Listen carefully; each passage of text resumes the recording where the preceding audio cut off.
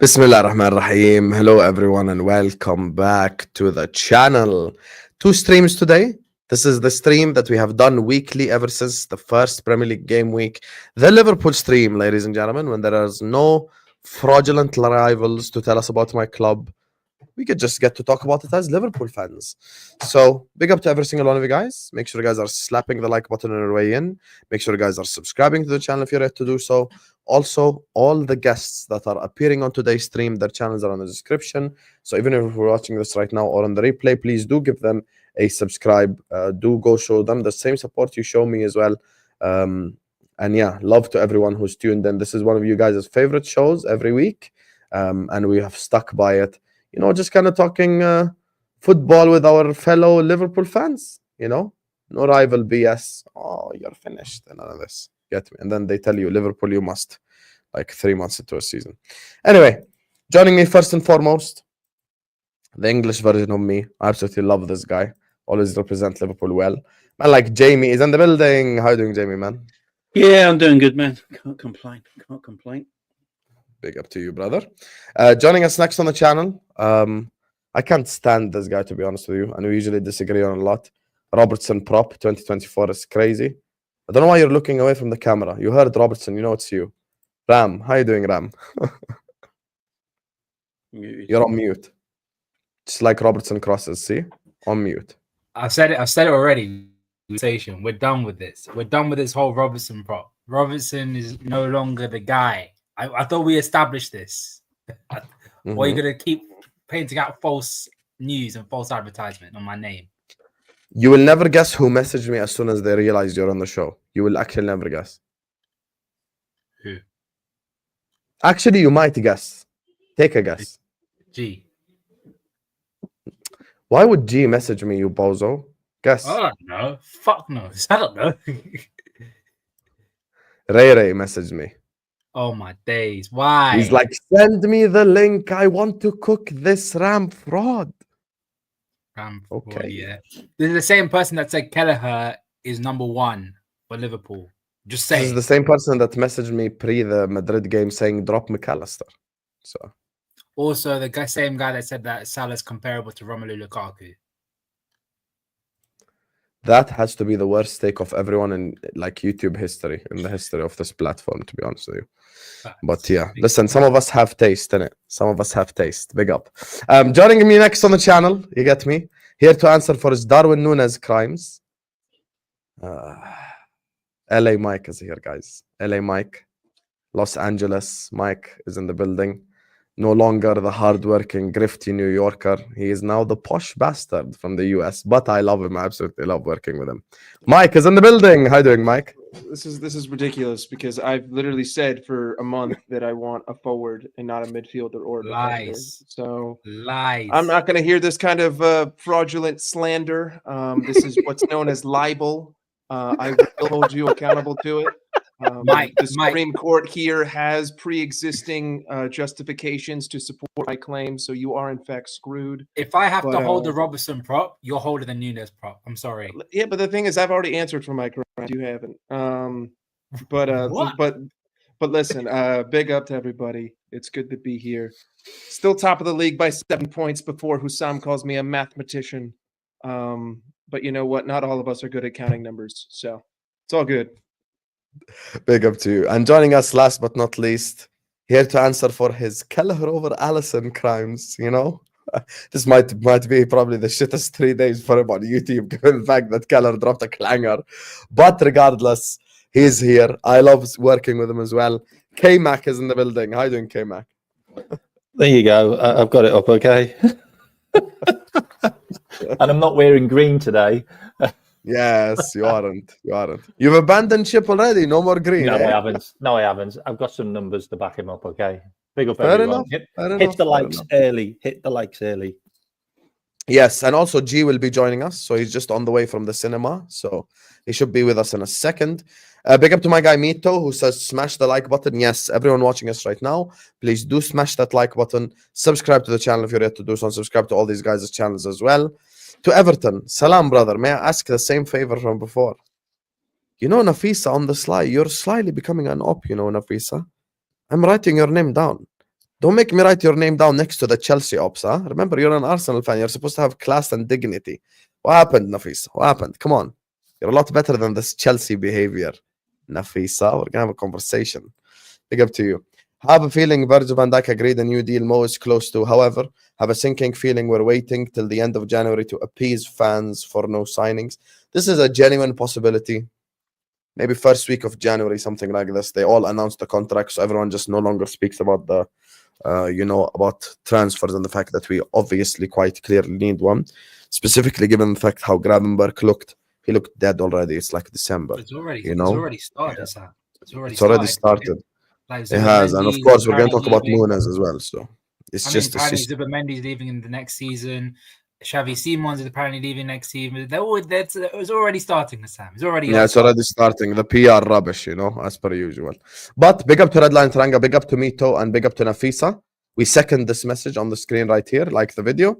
And let's just get this party started. You guys already know the first segment of the show is always Liverpool this week, even though I know the mood is a little bit dampened by the Newcastle result. But let's not forget we beat Man City this week as well. So the results of this week is Liverpool 2-0 Man City and Liverpool 3-3 Newcastle. And let me start with you, Ram. Talk to me about both games, brother. Literally, Jekyll and Hyde in 2 games, literally right there. First, the Man City game was probably the best performance we had. If we're taking into account quality of opposition and overall performance. I don't think any player really put a foot wrong, even to an extent. Robertson had a good game to an extent. So it was, you could say it was a 10 out of 10 performance. Manager got it completely right. Players played out of their skin. It was a fantastic performance from the goalkeeper to the forwards. Even Keller had a really good game, even though he didn't have much to do, but had one save and ended up making that great save. Newcastle, complete opposite story. First half, we were absolutely shocking. Couldn't keep the ball. We were getting ran through left, right, and center. Isak was having a lot of joy. The guy, I'm sick and tired of seeing that guy's against us. He seems to score every single time against us and puts on a clinic against us. So that's that. Second half, we made a couple of substitutions. The boys that came on made the difference. Szoboszlai, Trent, both of them combining for Salah's goal. Jones, again, getting another goal. But overall, it's just a very, very poor performance. And let's be honest, if every Liverpool fan was being honest on this platform, we did not deserve to win that game. No stretch by the imagination, we deserved to win that game. We were not good enough on the day. A draw, I think to an extent, we were lucky with the draw. We could have lost that game easily. If Anthony Gordon was able to finish his dinner, he had a couple of chances which he should have buried. And if Salah wasn't there, it would have been an easy Newcastle win. So overall, I think if Mo wasn't here this whole season, we'd be like 8th right now. I'm not even 13th. Yeah. Husam, lower, 15th. Hasn't he got like 80% of? Yeah, but that's 75%. You do know them stats are done though. If Liverpool got 10 players, so it doesn't count in the stats what player Liverpool would have in place. Yeah. That's why I said objectively. That's a fair point. Yeah, that's why I said objectively. I think probably 8th, something like that. Jamie. Okay, so who you replacing Mo with? Who plays on right wing? Jamie. Who plays on the right? Who you replacing Mo with? Is he No, gonna I'm just saying. When you do them stats, it's objectively you're looking at 10 players. Yeah. No, I get you. Yeah. But No, by the way, Jamie's right because what Jamie's saying is we're just removing the Mo goals and assists without including like anyone else instead of him, which is what I agree with. But I'm saying because he's so irreplaceable, I don't think we'd be 13th. I think we'd be 8th, 7th, 6th, something like that's a that. fair point. Well, you're going to get 2 goals then. You're going to get 2 goals then, like all the other strikers as well. But the main culprit I want to speak about, I think Mike should have his little section about that because he needs to come up onto the stand. I'm going to say it right now. Darwin weren't the worst player yesterday on Wednesday. Oh, no. But some of the stuff. Oh, he definitely wasn't. Some of the stuff, like, how many more excuses can we make for this guy? I think with other players, you can be like, okay, you've shown something. You're like certain players like Gravenberch, I thought had his worst game, kept the game, ran through, and his legs wide open, like you can fill out the rest of it. But he's shown so much this season where you're like, okay, it could be one bad game. We'll have to wait and see what happens in the next game. With Nunez, it's going back to the same old argument with him. And when is it going to be the time where people will start to call it out as it is? Because if you call it out, you end up being a hater. If you don't call it out, then I don't know. I feel like we're mollycoddling this guy. For me. We protect Darwin Nunez like he's in children's custody. It's mad. The man's 25 years old. He's a grown man. Do you know what I mean? He's a grown man. And this where'd you get that one from, Jamie? Where'd you pull that one from? This fan base just protect. I've never seen it like he's in child custody. How the hell do you manage that? I have no idea. If a Darwin sexual saw Darwin on the path, I reckon they'd hold his hand across the road to protect him. You know what I mean? That's how bad it's getting sometimes now with Darwin. Darwin's 25 years of age. He's a grown-ass man, and he's in his third season for Liverpool, and it's not yet worked. You know, it's as simple as that. It's as simple as that. I will say this, and I know Husam, you're not very keen on a lot of what this guy says on Twitter, but Tom made a good point. The number 9 shirt holds a lot of heritage within Liverpool Football Club. We've had great players go in, and when we know someone's not there or is not of the quality to hold that number 9, we just tell them they're not good enough. We get them gone. But with him, he's shown so many flaws in his games, no improvement. Even the open goal thing people go on about. I'm not mad about him missing the ball. I'm mad at the fact that he wasn't making the right run at the right time. Yeah. A Haaland gets in and makes that movement and gets onto the end of it. Like those are the kind of stuff that drives me. And I'm like, do you have any form of IQ when it comes to being and because of what you just said, I know like we're gonna come to the Everton thing in a second, but I genuinely that's why I hope the game is postponed so we can just play fucking Jota instead of Nunez. Honestly, why would the game be postponed? Weather. Storm. Oh, because of the fact that the roof sucks there. Yes, apparently according to the rumors. And listen, we could talk about this as well in the first section anyway. It's not like we're gonna just talk about the weather tsunami in the stadium. 90 mile hour. And it's not just rumors because there are reliable people reporting this. They're gonna have a meeting at 8 a.m. to decide whether the game progresses or not. Yeah, so this is like a big deal. So so they might just postpone the game because of weather conditions. And the Liverpool official account as well tweeted about the situation with like Liverpool fans be careful, etc. Apparently the wind is going to be insanely fast to the point where you just can't play a football game. If you've ever been to Goodison, I've been to Goodison, like the whole place rattles anyway, like the whole place shakes. Like so a 90 mile an hour wind might actually take the stadium away. I'll tell you what, if the game does happen, they can't let the toffee girl out at half time. She'll get blown away, won't she? Yeah. You know, well, she's giving out all the sweets for everyone. It's all right. Darwin Nunez will hold her hand and go with her. It's all good. If Darwin Nunez was handing out the sweets, he'd give them to the Liverpool fans. He missed the target. He'd miss the target. If Nunez was handing out the sweets, he'd miss. He would. He'd give the wrong fan base the sweets. Mike, you keep shaking your head. Talk, brother. Give Mike his segment. Can I talk about 2 games quickly? Is that okay? Go ahead. Why not? Yeah. Kmack. Okay, so Manchester City was unbelievable. Okay, like we had an unbelievable game at home against Manchester City last season, but we drew. And we all know there was a number of reasons, like chances missed, Curtis Jones missed one, Diaz missed a couple, refereeing was poor, but that was just a professional job. However, it also took Mo Salah again, the one to deliver the goods, because there was nothing really there that we were going to get through. And it took a Mo Salah masterclass pass that cut out their entire defence and goalkeeper for Cody Gakpo tap-in. And it was a professional job. And obviously Mo Salah finished the job. So, end of, game done. That's amazing work against a depleted Manchester City team that weren't in the greatest of form. However, that was a massive banana skin where they could have got their form back. Instead, they did it against Nottingham Forest instead. So they're going to be back and firing again. The Newcastle game, that's the first time this season non-international break where we have all had an off day. Loads of players off day. Yeah, even the manager. Manager made some weird decisions. Played a right back, which is a centre back as a right back, and maybe Dominic Szoboszlai should have played, but Curtis Jones did score the equaliser, which got us back into the game.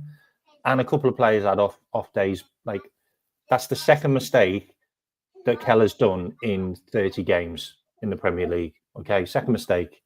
Okay, it happens. Maybe Trent Alexander-Arnold should have tracked the runner, Achilles heel, ball watching again. Maybe could have cut that out. But we deserved nothing in that game. But it took Mo just to grab it by the scruff of the neck after Curtis Jones did a Steven Gerrard-esque equaliser and then started ramping up the crowd like this, which I loved because it was a shit game. And then Mo decided, this is my game, try and take everyone on, nearly scored the goal of the season.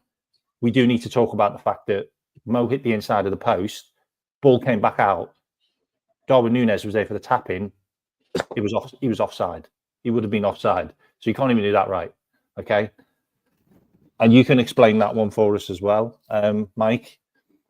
And then we were winning the game completely against the run of play, championship material, Premier League winning form that to be able to win a game that you don't deserve. And we had a mistake and they got a draw. But that's all it was. Like, I'm not having Arsenal fans coming at us saying we dropped points. You didn't get any points there. Just like Chelsea drew, Chelsea got beat, Manchester City drew, Tottenham drew, they're a good team and they get up for games against the top six. Okay. But that's just one we need to just get past. But we need to win this game against Everton. And the reason why we need to win this game against Everton is because it gets us back in the groove. And also, if you didn't know this stat, this will blow your socks off. Everton have won 41 games at Goodison against us, but they've also lost 41 games at Goodison against us in 130 years. We get eternal bragging rights at Goodison Park if we win that game. So that's the one we need to win. So we could actually say to Everton, we beat you more at your grounds than you beat us, and now your ground's finished. I will say the only thing I'll push back on with the Newcastle thing, I think a lot of people forget about this. I thought Trent, when he came on, actually changed the game for us. That whole right-hand side was just, I think Salah. Why would anyone disagree with that? Sometimes you have voices in your own head. Like, who disagrees with it? Name one person. Sorry. I mean, as in, like, people overlooked it. Sorry, I didn't mean to disagree, but I think people overlooked because Salah was so good. Salah was so good. Yeah, but Trent was elite when he came on. No one can overlook that performance. Slot had his imperious second half. Like, he is a magician at second half. Like Slot, like that's just the way he is. Like, he can completely flip anything on his head with substitutions and tactics in any game. And we were massively up for it with those subs. Like, we were. Yeah, sorry, man. I'm not dissing Trent for the assists. He was brilliant. No.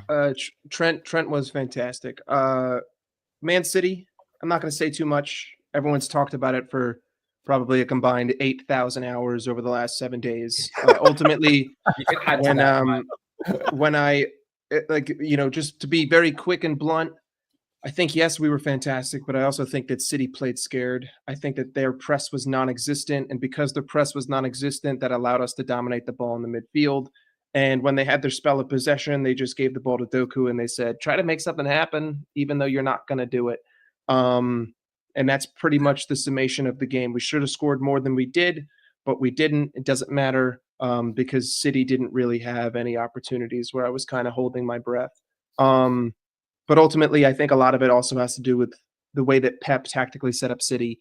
And I just thought that they played scared. And because they played scared, we dominated. And then going to Newcastle, I don't think that this was a microcosm per se. I think that teams that have had effective overload pressing against us, teams that press in 5, teams that press in 6, have given us extensive problems. Arsenal did it.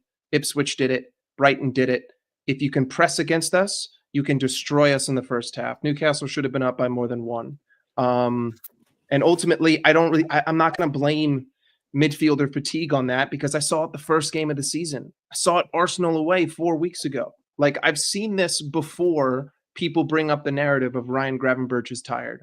I get it. He might be tired, but explain to me why this was a problem on the first day of the season, and why we somehow haven't figured out a way to bypass an overloaded press. In the second half, Newcastle couldn't press as high. They couldn't press as much, because you can't do that for 90 minutes. So, of course, we start to get back into the game. And Arne Slot makes his few tactical adjustments.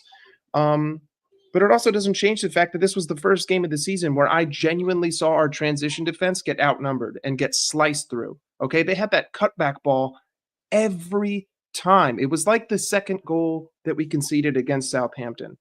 Player makes a run down the wing, cutback is wide open. It's a one-on-one. I mean, Isak turns Virgil van Dijk, but I'm not going to blame him there because Virgil's facing the other direction, and it's a crazy finish. When it comes to Kelleher, listen, he makes that mistake at the end of the game, but I have to also question the Anthony Gordon's second goal. I mean, Gordon shot it right at you. Literally, it hits your arm. Your reaction time was too poor. You could not deflect it. To me, that has to be saved. If someone shoots a ball directly at you and you get a hand on it, you have to make the save. If it doesn't touch you, it is what it is. I don't think it was a tremendously good finish. I think that if Allison was in there, he could have saved it. I'm also not going to discount his one-on-one save earlier in the game, because he did make a save against Anthony Gordon. Anthony Gordon was in tight. In the second. That stopped them going 2-0 up. 100%. 100, which is why I'm not. I don't think we're getting back from but that. I also. I don't think getting back from 2-0, which is fine, which is 100% fine. But you have to look at all of the, you have to look at each individual scenario in its own sense, right? If you're going to criticize a goalkeeper, you have to look at every single scenario, right? He made the one-on-one save, but then the other one, you get a hand on it, you have to save that. Like, it was not a good shot. But also, I have to question the defending, because Joe Gomez gets turned so easily. You know he's going to cut back. Andrew Robertson made the same mistake against Saka. Just don't overcommit. Like, that's all you have to do. Don't take the extra step. Force him to his left foot. It's a tighter angle. He can't go across goal because you're there, which means that he has to shoot near post with his weak foot. If he finishes that, I'll hold my hands up and I'll say, you know what? Fair play. Just like Isak's goal. Fair play. You just individual moment of class. I'm going to put my hands up. It is what it is. But that second goal, and honestly, with the catch, I've watched it 100 times.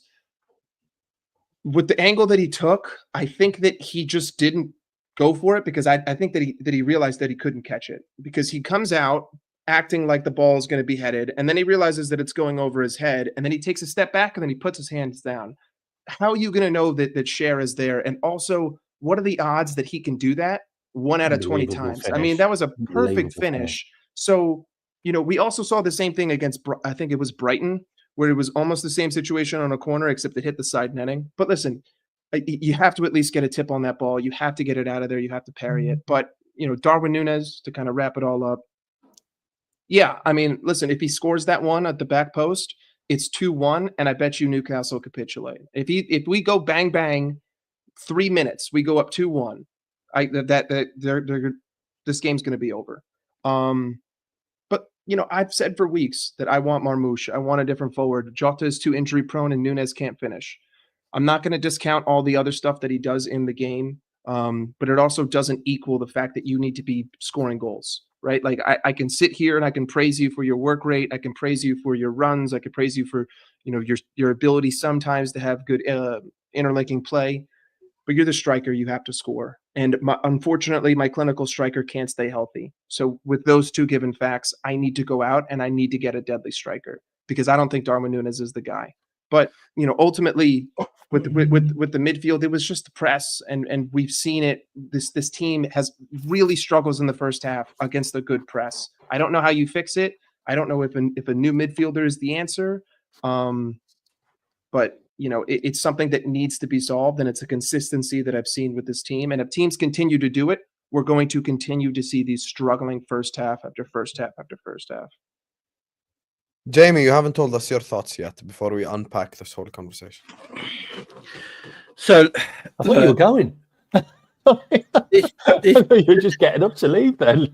yeah, I mean, this Newcastle game, it's what it was. It was a cluster mess of a whole game. Tactics are wrong.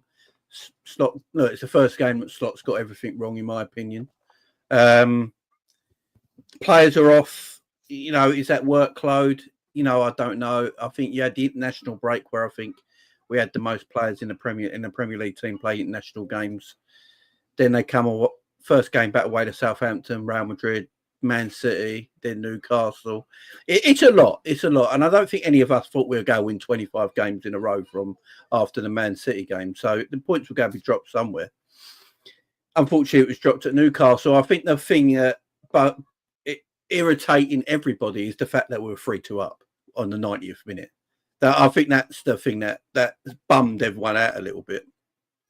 I think if you got told before the game that you're probably going to get a point at Newcastle and you're going to beat Everton with the rest of the games you played the last couple of weeks, I think everyone would be pretty happy with it.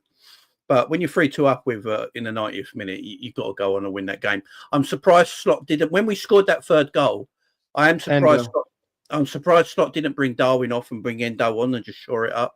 Yeah, in that midfield area, because that is I know Endo is a bit of a butt of a joke at times, but Endo is very good in these last 10 minutes of games when he comes on and shore things up. And you need that kind of shit assery as well. So I'm surprised Slot didn't do that. Darwin playing the whole game for me never made sense. Loads of things didn't work, and then Mo Salah decided to do his superhero stuff. I went, look, guys, you're all going to just decide not to do anything. I just have to do this on my own. And and then almost did it in a world-class display. I know everyone keeps talking about strikers. I said on my channel earlier with Kmack, and I just don't believe you can have a lethal finisher if you've got Mo Salah in your team. I just don't think it works. I literally don't think it works. Mo Salah is your lethal striker. He just plays right wing. What you need is a competent number 9 that can score his fair share amount of goals and also very good at linking the play with the other attackers at the same time. And that's why if they're both fit, Jota always get the nod over Darwin in Arne Slot's team.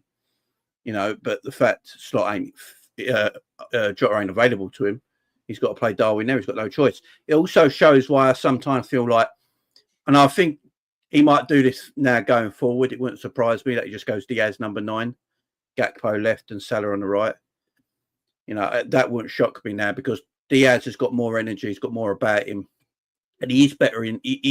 like me and Kmack spoke about this like last year. Like, you put Diaz centrally in the box, he is a lot better than he is when he is in them wide positions for me. So... I think that's the way I go around it right now until players come back from injury and stuff. Obviously, the defensive part of our game can be a bit of an issue right now. We've got a lot of games this December. We've only got 5 defenders. Kwanzaa at right back was an experiment that didn't work. You need him to play him centre back if he's going to play. For me, I'd have Kwanzaa in front of Gomez at the moment alongside Virgil because I think Kwanzaa's better at bringing the ball out from the back as well and going into that midfield area. And he's better on the ball. So I'd play him there right now. Trent's got to play right back. I understand why he looked after Trent at Newcastle. He just came back from a bad injury. He's trying to protect him. So he thought, rest him a little bit. But I think you got to just go play Trent now till we get all our injuries back. And Robbo last couple of weeks has actually got a little bit better in my opinion. He's improved his game a little bit, and hopefully that continues. Kelleher, look, he made some mistakes against Newcastle. I won't forget how good he's been for Liverpool. He's a fantastic goalkeeper, but Alisson's world class. It's just them little differences. It's tiny, tiny, subtle differences, and that's all it is. And that's not anything bad on Kelleher. Fantastic keeper, and unfortunately, he had a bad day at the office, and as simple as that for me. I'll say this about the game. I think I pointed out 5 players that had a bad game, so I'm not scapegoating Nunez or anything. This is Gravenberg's worst game, I thought. Gomez was horrendous. Kwanzaa was horrendous. I'm not going to say which one was the stinking shit because they were both crap in that game. I thought Nunez had a bad game and Kelleher had a bad game. Those were my 5 players. Now, when it comes to Gomez and Kwanzaa, this just like epitomizes why a week ago when Mo asked me what's your priority, I actually said center back in January because we just need a center back because I'm not willing to rely on Gomez or Kwanzaa to play a big chunk of games. I want someone who's a bit more, proven at this level. And I don't want to sign like a 21-year-old center back either. I want to sign like someone who's at least 25, 26, capable of playing a good amount of games, fit, can play the ball out from the back. Maybe we can cheat a little bit and sign like a Hinch Capier or someone like that who can also play left back if you would like. But we need to sign a center back as well because neither of them are reliable. When it comes to Gravenberg, I think this is strictly fatigue, which is a conversation I've had before with the This is why Tom Little is the biggest fraud in this app, because Tom Little always says the same shit that you say just 3 months later. Like he never says it at the time. Tom Little is kind of like FSG, kind of like our club, never proactive, always reactive. When the thing happens, then he just tells you something that my mother can realize. If I bring my mother here who never watched football and I tell her, come watch the Newcastle game, she'll be like, yeah, you see this Gravenberg guy? He looks tired. Yeah, no, thank you, Sherlock, Tom Little. We need a midfielder purely for rotation purposes and someone who could also, by the way, allow McAllister to rest because we're not going to play McAllister and Gravenberg in every fucking important game from now to the end of the season. So that's an issue that we have. I can't wait to watch the next Tom Little show with you and him now. I got to ask you though, Tom can hold that. what made people change their minds that we still don't need a midfielder? We still need. Yeah, we still do. But I'll tell you the reason why the people changed their mind. See, there's a guy who came to Liverpool Football Club from a country that's known for producing elite strikers. First season, he wore the number 27. He wanted to work his way down. He wanted.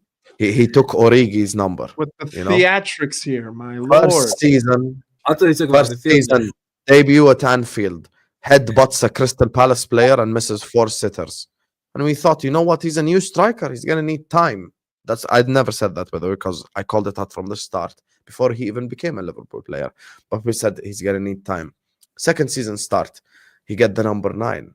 Now is the time where he's gonna progress and he's gonna be elite and he's gonna start scoring goals. And then I find myself listening to the same shit that people said in season 1 and season 2, and season 3 has started, and we're again saying the same shit that we said in season 1 and season 2. Fuck his tackling, fuck his work rate, fuck all of this shit. If you can't do the stuff that's required from a striker, then you're just simply not good enough. We have to accept it's a failed transfer, it's a flop.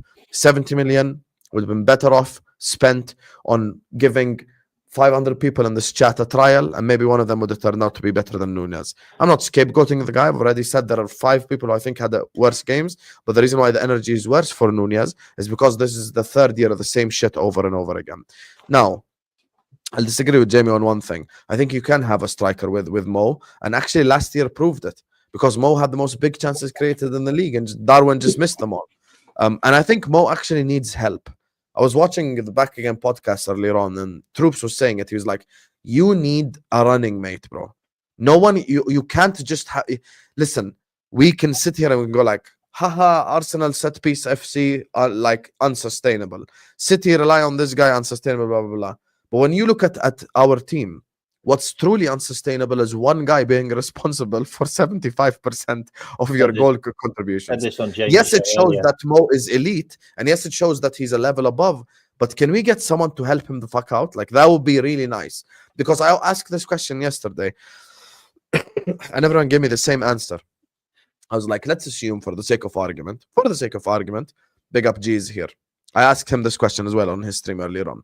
Let's assume for the sake of argument that in the game against Everton, Mo has a bad game, which he's allowed to have. Like, every player can have a bad game every now and then. His last bad game, in my opinion, was Nottingham Forest, I think. Like, really bad game. So if he has like a really bad game again against Everton, are we going to win? Are we even going to get a draw? I don't trust us to even get a draw in that scenario. And that's the issue I have. This is not me doing Mo prop. This is me doing everyone else next to Mo. We need someone to just take that next level step up. Simple as. Whether it's Diaz, Gakpo, Jota, or even Chiesa. The other guy, I just give up personally. You guys want to continue to back him and all this, no problem. Do your thing. And good luck to him, because hopefully he does start scoring goals somehow. Not gonna happen, but hopefully he does. I just don't see it happening. But I've just completely given up on the Darwin Nunez project, because we will never. Let me just land this. We will never learn. We keep on saying the same stuff, bro. We actually keep on saying the same stuff, and it hasn't changed. And this was the season where he's like, okay, now you have an opportunity under Slot. It's no longer chaotic football. It's no longer gang-ho football. This is your chance to play in a more solid operating system, and you're still doing the same shit. And actually, I had a problem even besides goal scoring against Newcastle. Forget goal scoring. The problem that I had against Newcastle was overall decision making. He actually actively stopped counterattacks. That Diaz had opportunities when he was running on the left. Gakpo had opportunities when he was running on the left, and he couldn't even find them. So if you can't pass, can't dribble, can't shoot, can't score, can't create, what the fuck's the point? What, you're going to tackle? We didn't pay 70 million for a tackler. If we wanted to pay 70 million for a tackler, because we would have got Casemiro. So you know what? Can I just say one thing? I'm predicting the future. Darwin Nunez is going to end up like Joe Linton. Not going to happen, because Joe Linton has a good first touch, and Joe Linton can pass the football, and Joe Linton has a football IQ. He's just going to end up in midfield.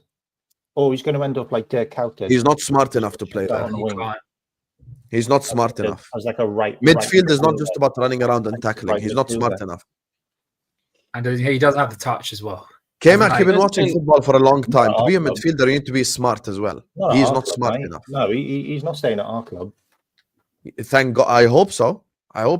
The day, if this January we sign no one and we just sell him, 10 out of 10 window. I said this on Jamie's show before, and this is what annoys me the most.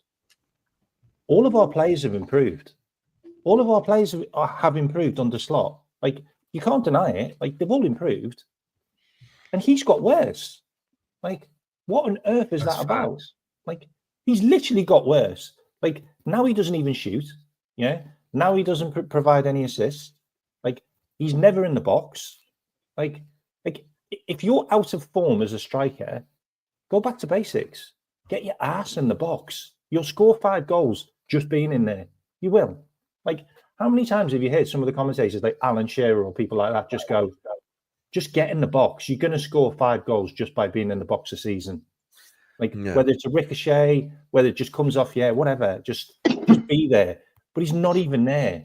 It's because the amount of times we put the ball in the box and there's no one there. Like, it's because he has to in midfield. Too busy playing sweeper.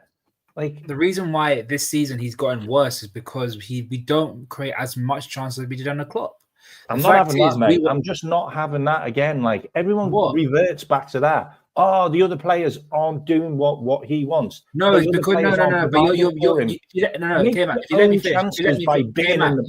If you let me finish, if you let me finish, this is where the IQ has to come into play, because Jota gets into these positions. He gets into these positions. Apologies. No. But that's how it is. We people kept on using this argument. Oh, we're now going to have a structured form of play. My pushback in the summer was, if we're having a structured form of play, that means he has to have some level of IQ in his game. It makes it worse for him, actually. Exactly, because every time under Klopp, it was literally get the ball in the box. We are going to create chances, and we are bound to score a couple of goals. Yeah, you don't have that no more. He doesn't have that luxury. And on the point of Jamie, the reason why I'll push back is because I feel as though Salah has changed his game to an extent ever since 20. He has, just to adapt to the donkey, and he's fucking useless. That's why I feel like any striker that we bring in who's it's made Salah better, by the way.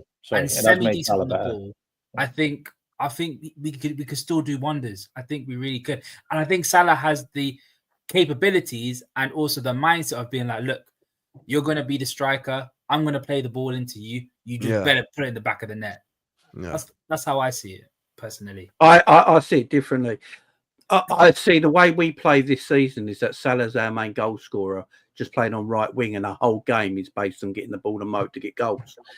If you look at the 2 strikers that have played this season in Jota and Darwin, they all play deeper. They all play deeper. Even Jota, when he started the season, they all are less in the box and play deeper. And the way we base our game is based on getting the ball to Salah or a Diaz as quick as we possibly can and get him in and around the box.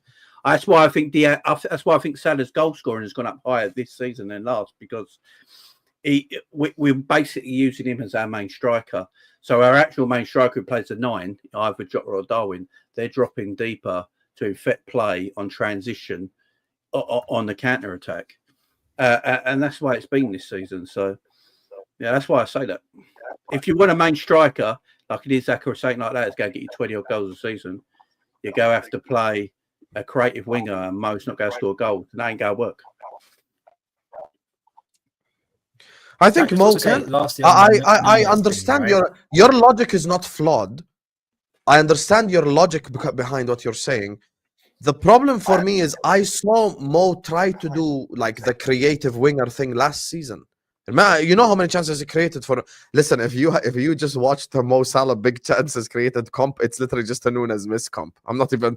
I swear, I'm not even trying to exaggerate. Like I think he has allowed his game. Look, when we bought Nunez first season, chances he provided for Nunez. When we first bought Nunez first season, if you remember, that's the first season we played differently. First season we played differently under Klopp, where Mo was like more touchline winger and tried to create chances, but it just didn't work. It didn't work because the guy that was supposed to come in and score the goals didn't score the goals, and that's how we ended up in this position that we're in. The thing is with why Jamie's point also holds water is because when Jota has played this season, he has dropped deep and he has had to collect the ball and do all that shit. But there's one thing I will say though, Jamie, even in the, if you could like scarcity of chances that we have created Jota, like not all the chances go to Jota, but I'll give you a prime example of this. Crystal Palace away. The chance that Gakpo created for Jota and we ended up winning 1-0. If that falls to Darwin Nunez, we don't win that game. Yeah, but Jota's better, isn't he? Yeah, but that's the issue here. Yeah. And Jota didn't cost 70 million. And the reason why money matters, because I got into an argument with someone yesterday, like, oh, why are you mentioning the money? The reason why money matters is because we're Liverpool Football Club. We don't spend 70 million often. So when we do spend 70 million, it's important that the guy fucking bangs. And if he doesn't bang, we're going to have to call it out based on the price tag. Is it fair? Record. No. Is that how life is? Yes. It's our club record signing. He was our club record signing. I've just seen a stat. So Darwin Nunez has only just got more goals per 90 than Chiesa, and Chiesa hasn't played. Bloody hell. Bloody hell. So Salah's obviously got the highest. Then it's Luis Diaz, then it's Jota, then it's Gakpo, then it's Darwin, who's just above Chiesa, who hasn't played. Jota's got 2 and 7. Jota's got 2 and 7. Yeah. I want to add as well. Jones has got 2 and 11. Sorry. Any of these people that are backing our Nunez and saying that, oh, he's still got time to develop. I just want to remind you about just under 2 decades ago, we signed Fernando Torres for club record at the time, and he was 24 years old. Those are the levels that we need to be putting on these players.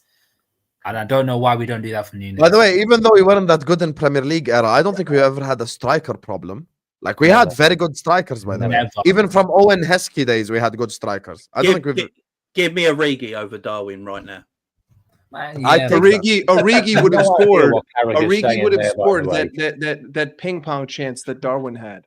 That Darwin I'll take Minamino right now. I really would. I'll top. Yeah, but the thing is, right now, I play Curtis Jones or Dominic Szoboszlai. We can harp on Nunez. More goals. We can harp on him all we want, right? Like again, I don't rate him. I want Marmoush. I want a different striker. I don't think that Jota is fit enough to play 38 games a season.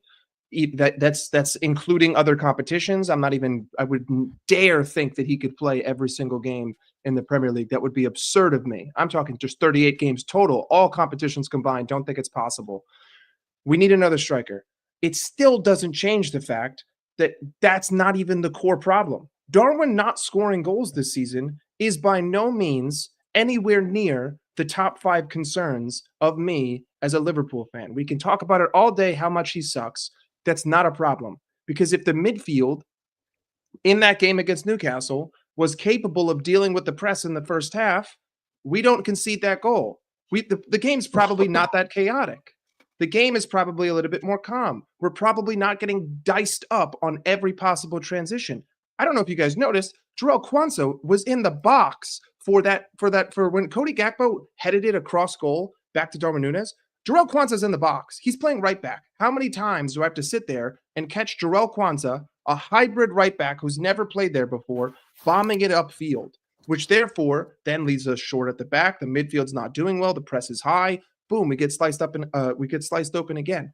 If the midfield is doing its job, if we're able to deal with the press, Darwin Nunez has not been an issue this season. Like, I know that we can sit here and we could talk all day about the striker, but I don't even think it's a top 5 problem of what we've seen. And he hasn't even missed that many chances this season because he hasn't gotten them. So if he's not, I think it is a top 5. I'll tell you why, Mike. On a real, if he's doing this in December away at Newcastle, then I can't trust him when I need him in March.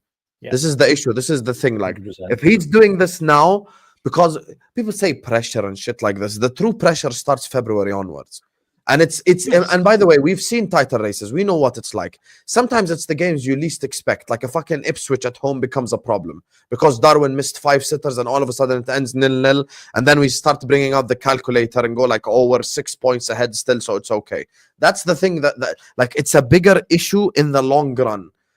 Because, okay, let's say we create only 1 chance against Ipswich. We have a horrible game at Anfield. We create only 1 chance. Darwin Nunez is 1-on-1 with the Ipswich goalkeeper, and he fucking misses. Are you predicting the future? That's the issue with the future. Yeah, that's what I'm saying, because it happened last year. It's not like I'm making up false scenarios. It happened last year right in front of our very own eyes. And that's why, for me, I'm keeping the... Here's what I think is this is our forward line, in my opinion. A star tier is like Mo. And then you go like B tier, Gakpo, Diaz, Jota. And then you go like F tier, Nunez. Gakpo, Jota, and Diaz, I'm not willing to have comparison conversations with them because they're all similar level.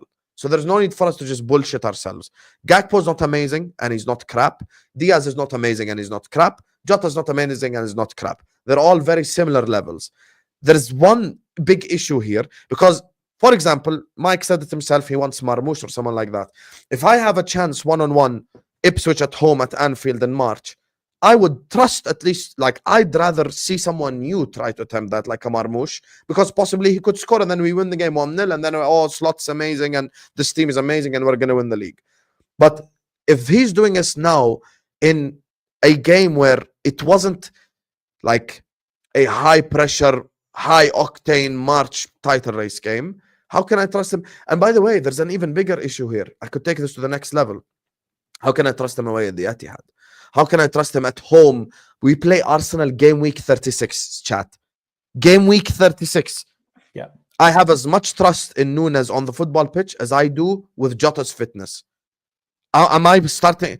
If Jota can, because Mike is also right again, if Jota can even just play fucking 38 games in all comps, that would be a good season for fucking Jota. So I don't trust Jota's fitness and I don't trust Nunez's finishing. So I would assume, based on previous history, that Jota's probably going to be injured game week 36 at home to Arsenal. Do I trust Nunez at home against Arsenal? No, I do not. I do not at all. And this is where overall it becomes the shit conversation. Well, I don't. This is Darwin this season. So Darwin this season, he scores a goal every 312 minutes. He assists a goal every 632 minutes.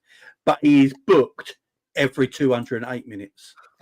So his booking to minutes played is his best stat. Listen.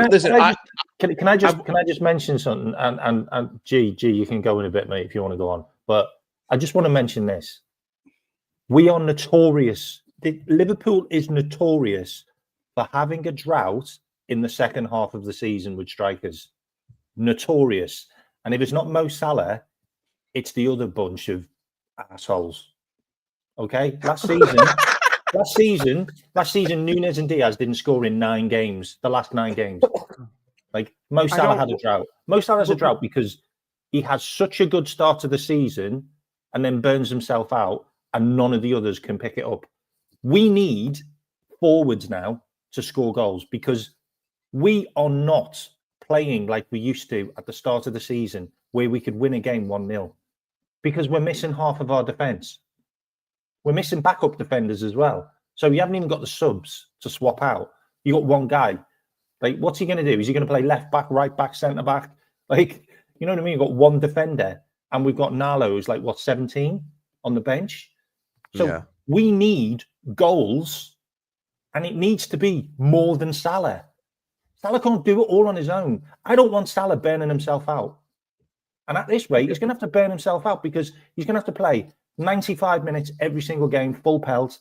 That Newcastle game, he must have put 150% of effort in for that second half. There was like the last 10 minutes of that game, I thought he was injured because he took a real knock off Joe Linton. Yeah.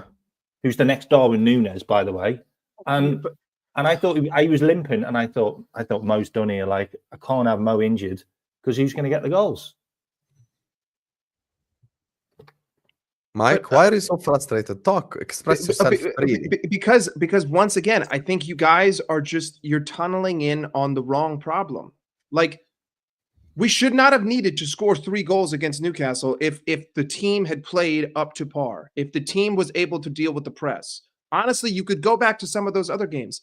Arsenal should have buried us in the first half of that game. When they were pressing us to our death, they should have been up 4-0. Game should have been over, but they were dilly-dallying and they didn't have Odegaard.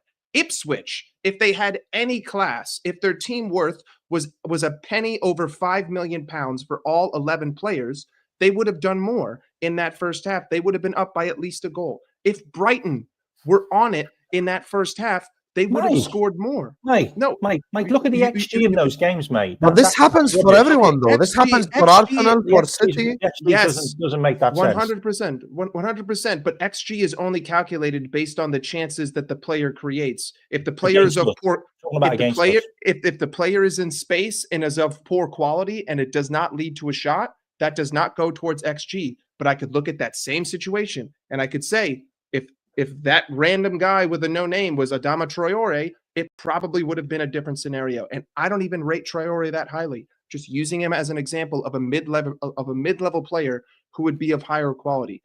Darwin is a problem. He does not score goals. He is not efficient. He is not capable of playing in this Arne Slot system.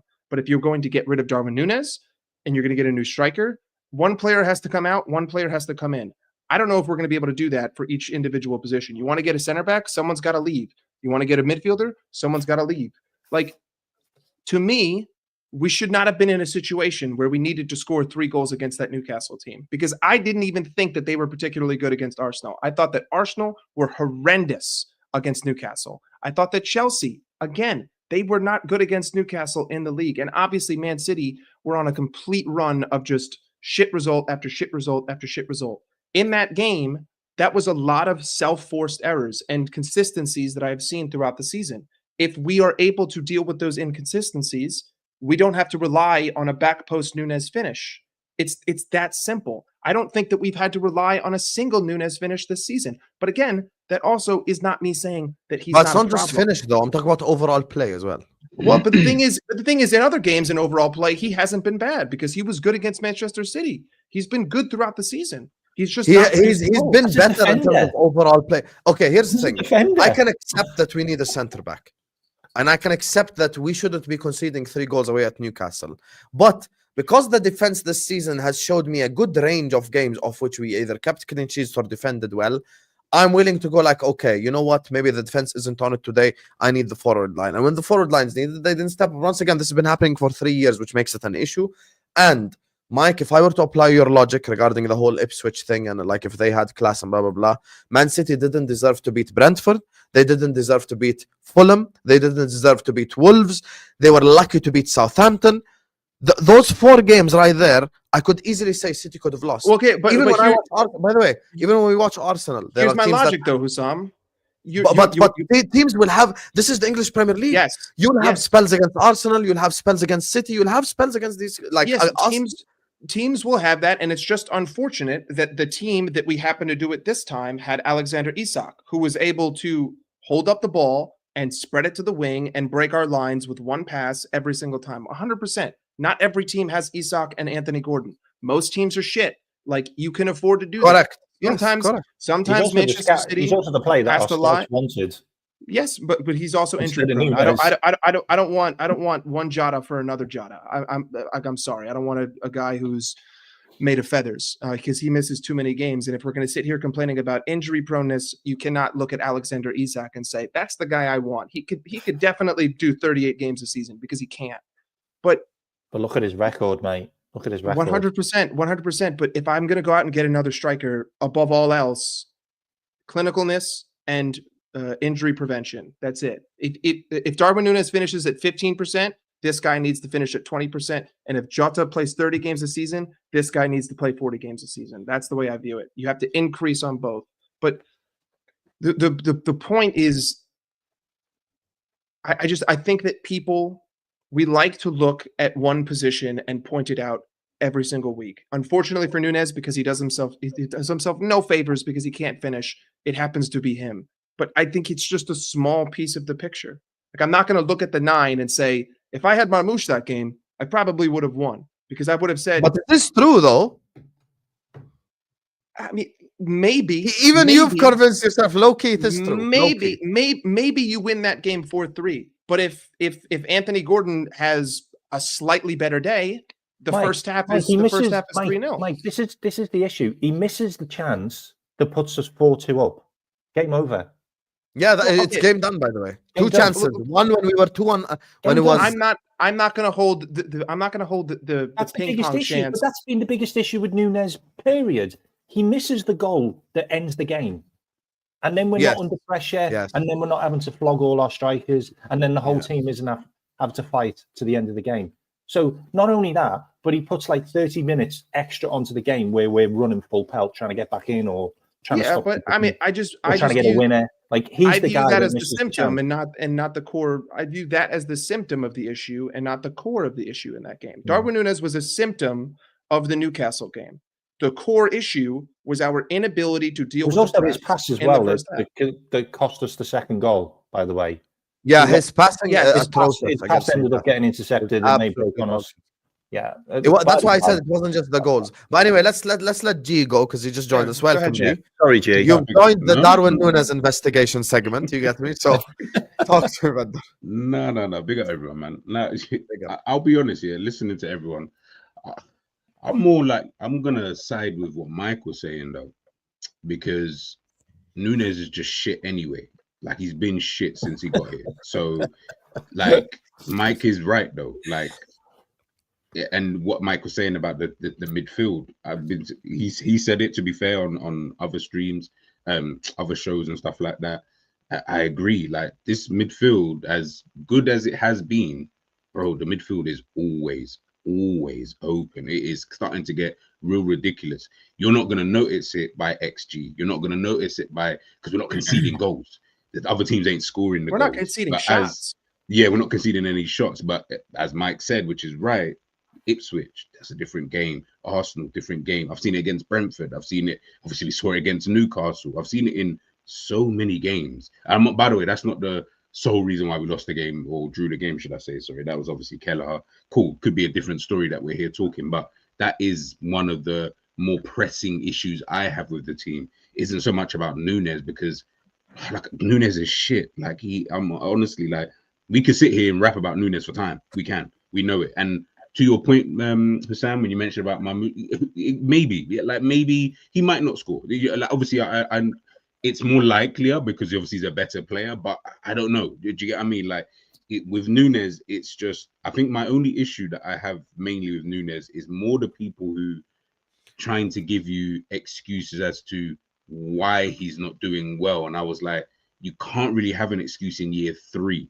I would understand in year 1. Fairs, okay, it's 1 year. Year 2, I still didn't care, but okay, I can give you some sort of all right, fair enough. We're in year 3, and we've played now 2 different ways for Nunez, which is one way, you get all the chances in the world, you miss all of them, or you miss most of them. Okay, cool. We now don't get that many chances, and now, because you're not getting many chances, and you're not like clinical like an Isak or a Haaland, Harry Kane, like unfortunately for you, even on Ollie Watkins level, because you're not clinical, like you're not scoring anyway. So now we're talking about him doing the running stuff. I was like, yeah, I'm sorry, but when we're now in year 3 and the best attribute that we can 70 million for a runner, come on, Nunez, Nunez, all of that stuff. It's like I get it from those people in terms of you want to be doing the just back your player. But I was like, I'm sorry, but I'll keep it a buck. I don't give two shits about any player if we're in year 3 and this is what we've produced, because we wouldn't give that time of day to anybody else. Do you know what I mean? If it was from another team, if he played for Chelsea, we'd be cussing him. When Torres was missing open goals away at Old Trafford for Chelsea, we was cussing him. Do you know what I mean? Like, so why can't we do the same here? And When Werner was doing this, if this was any rival player, we'd be laughing at him. For Chelsea, like we do it to Richarlison, man. No, but no one's saying he's good here. Everyone says he's shit. Just to be clear, everyone here. You just sang everyone. You just sang a song 10 seconds ago. Have some shame. It was a joke. I'm leaning into his thing of people not I lie to you, the fan base because are on fan edge. base lead into it. No, The fan base are on edge right No, now. If Nunez farts on the football pitch, the whole crowd starts chanting his name. Like that's what happens. It's so weird. Reiterating Anfield. That's all. It's just weird. I'm not. I've never been. I'm going to the game against West Ham. I'm not going to be doing no chanting Nunez rubbish. But the camera better not like, ban to you chanting Nunez. Let me tell you right now, G. I'm going to ban you from this channel. Even if he scores a hat trick, don't you dare say his name. He's shit. No.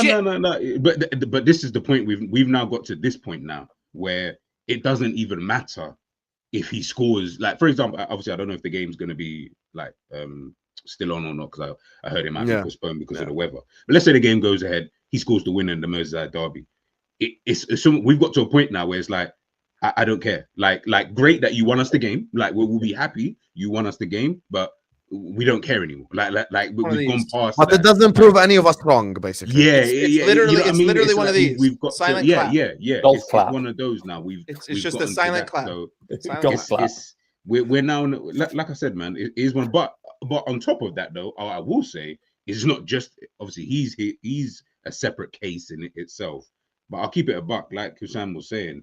Like this guy is 70, like Mo Salah is 75% of our goals, and we're not saying just goals, we're saying goals and assists. You know, like that's 21 out of 28 goals have been scored or assisted by one player. Madness. So that means there's only been seven other goals or assists by other people. That's shared around to the whole team. So you're right. If this guy gets injured, we are fucked.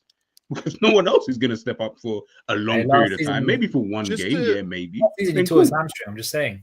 One thing I will say, I agree with 90% of what G said. There's only one thing I'm going to say about the last. Something to say. One thing. Yeah, but if we just sat here and agreed with each other, you could have just agreed, Sam. You could have just said, "Oh, you know what, G, 100%, I agree with you." And then we could. Yes, I can never agree 100% with anyone. I don't even agree 100% with Jamie, and he's the English version of me. So.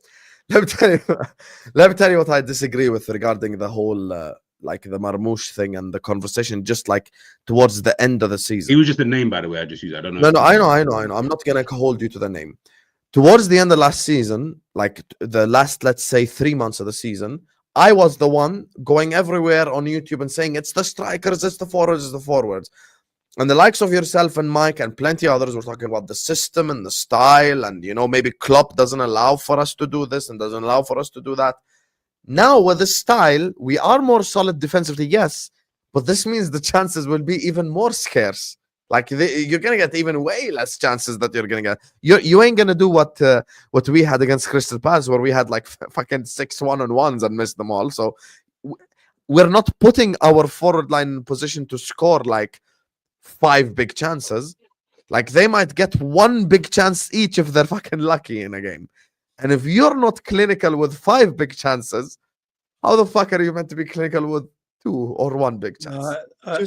I hear You're absolutely right as well, Husam. The XG for us is so high this season.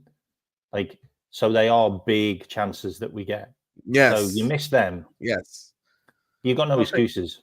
Gee, I don't know if you're here when I mentioned the example. The Jota goal against Palace. That falls to Nunez, 0-0. Fine margins. Oh, yeah. Sorry, yeah, okay, yeah. 0-0. Yeah. Fine margins. No. Like I said, listen, look, I don't listen for Sam. I would love Liverpool to just say, I beg you, just go and sign a striker. I've been dying for us to just go and sign a striker. Like all those years ago, when Harry Kane was about to leave Spurs, I said, Liverpool, just sign this guy. I wanted them as well. Because you just need someone who, with the amount of chances that we create, whether it's under Klopp or under Slot, doesn't matter. You just need someone who can just be clinical with 2 chances. Like, as long as you can get that guy, then you're good. And it doesn't have to be Kane. I'm just using him again as an example. Lewandowski was also available at that time as well. Like, you could have just gotten these kind of players, because then I feel you immediately relieve pressure on Diaz, on Gakpo's, even the Nunez's and Salah himself. But let's say Salah is obviously he'll keep doing his thing. The rest of them, now I'm not looking at Diaz or a Gakpo and saying, bro, like, I need you to score 15 goals. I need you to score.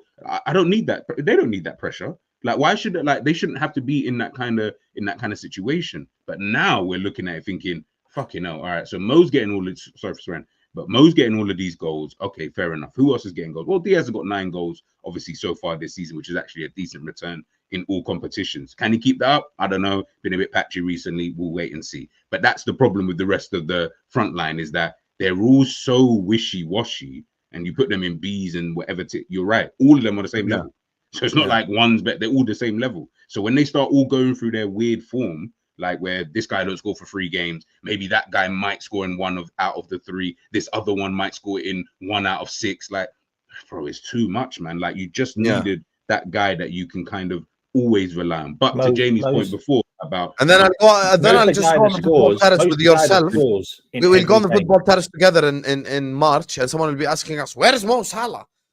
Bro. Oh yeah, no, of course. Yeah, that will just, it's just natural. You know, that's gonna, I can see that coming a mile off, because Mo is going to drop off. Like, there's no way that I feel that this guy is going to be able to continue. I mean, if he does, then Ballon d'Or has to come his way, of course. But I just, if he does Ballon d'Or, if he does. But I just feel that he's actually just going to get to a point where it's like, even if he keeps scoring or whatever, that will start to wane a little bit, which is fine, by the way. And every player, by the way, even from Nunez to Salah, you can go through bad form. But Jesus Christ, can we at least not all sit here and now we're debating, well, maybe if he goes through on goal, do I trust him? You don't trust none of them.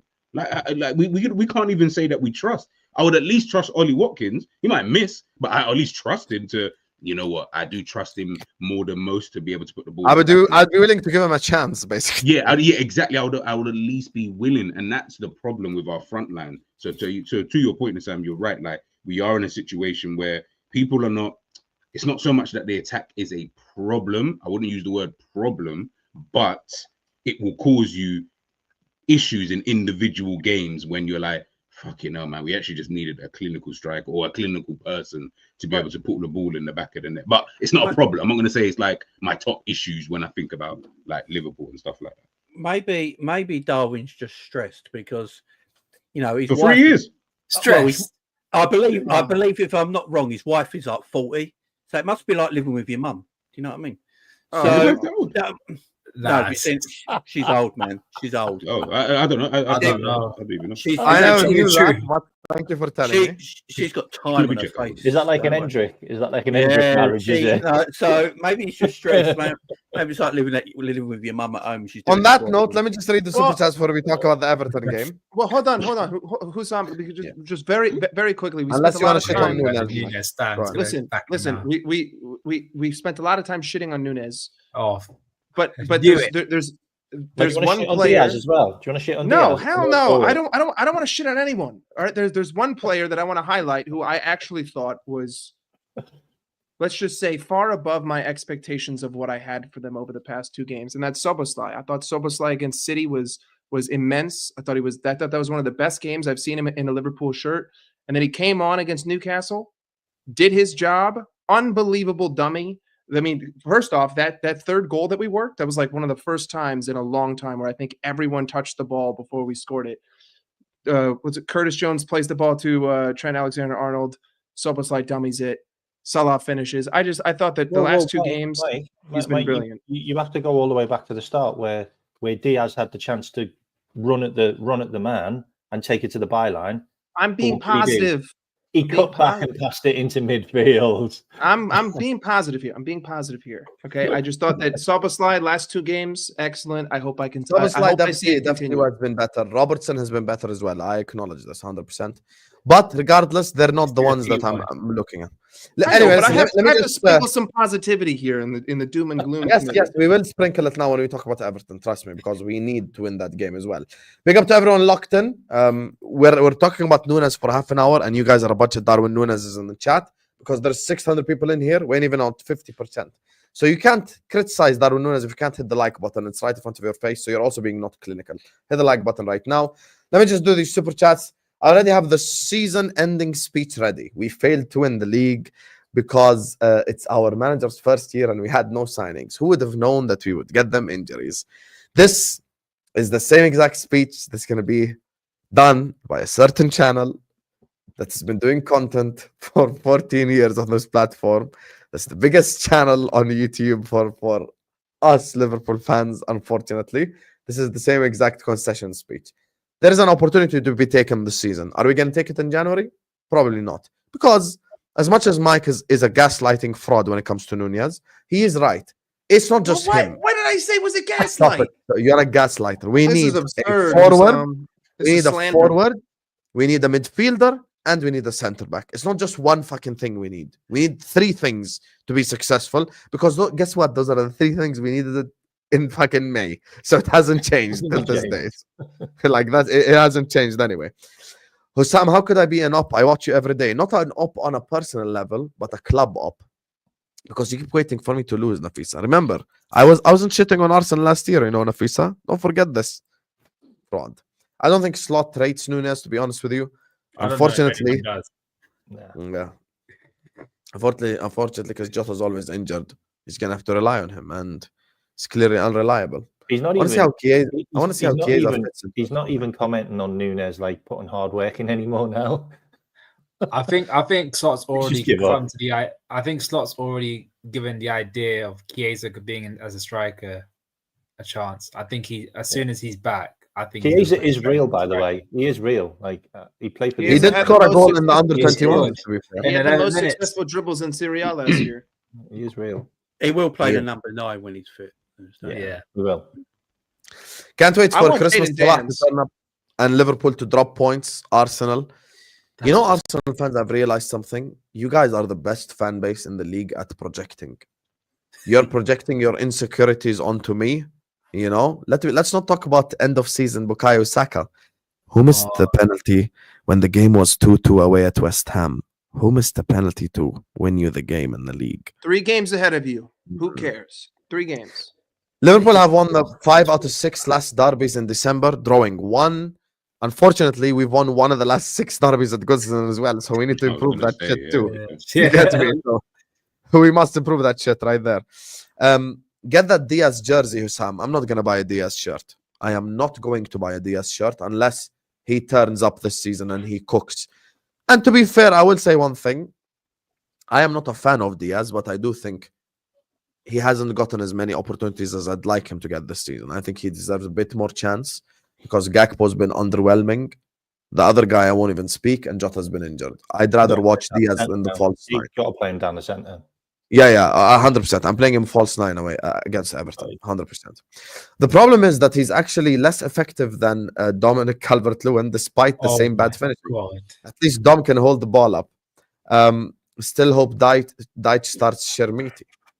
You know what? He's actually speaking facts. Would you rather have Dominic Calvert-Lewin or Darwin Nunez in your team? No, I'd rather have a bloke who don't win a bra, please. So I'm having Darwin.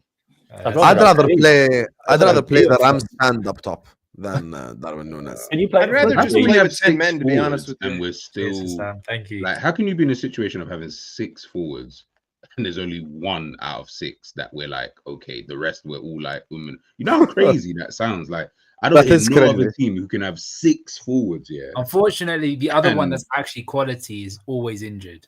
So, But that plays into the point. It still plays into the point. Like, no other team has 6 forwards, and like they're like, oh my days, yeah, like it's just 1 out of the 6 that we care about. Like, surely the whole point of having the 6 forwards is that, yeah, I mean, rotation, and this guy's supposed to be good. He can just drop in for that guy and stuff. We're talking about Chiesa playing number 9. Like, bro, that is actually mad when you think about it. That is actually crazy. And we're talking about adding another player, by the way. We all want another striker. He played number 9 last season for Juventus. But that's the point. Is Cool. like we never Yeah. at the beginning of the season we never looked at Chiesa and said that's I going to know. be the number A 9. little Like, we bit never different, looked though. at it. It's Game, like, a little bit different. He was next to Vlahovic. I will say that. Oh yeah. No, yeah, he was. Why is it when Liverpool have a bad game, most of the players play terrible? Like, it's not one or two, it's a handful. Nothing against Liverpool. Classic club is what Nafis is saying. I'll tell you, look, Newcastle, just Joe Linton does. And to be honest with you, we didn't even deserve a point. We deserve to lose that game.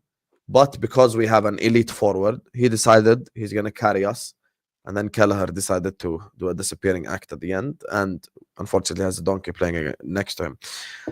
I'd actually tell you something, Nafisa. I'd rather 5 or 6 players have a bad game and we drop points than just one and we drop points, because it shows that it takes a lot for us to drop points. Like, we need 6 players to be bad for us to drop points. And that might not happen the next game or the game after or the game after. So, yeah, big up to you, Nafisa. Big up to James, who says, I hope I'm not jinxing his brother, but Mykolenko has done a very good job against Salah the last few derbies, but Mykolenko's playing injured. Brother, Mykolenko hype. Shiver me timbers. I'm so scared of Mykolenko. Where are we going with this football discourse? Talk about fucking Mykolenko. Last season, the guy that had a good game against Mo Salah, we had 2 big chances that game, the Diaz chance and the Nunez chance, and Salah created both. So that's why I'm like, please stop with this whole Mo Salah towards the end of the season nonsense.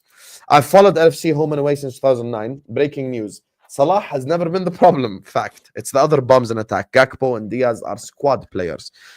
Hey, they can't be relied on to be like that guy, to be honest with you. Neither of them can. Nunez, we've given up. Go ahead. The thing with Gakpo and Diaz, they're not meant to be goal-scoring wingers like Mo Salah is. That's the difference.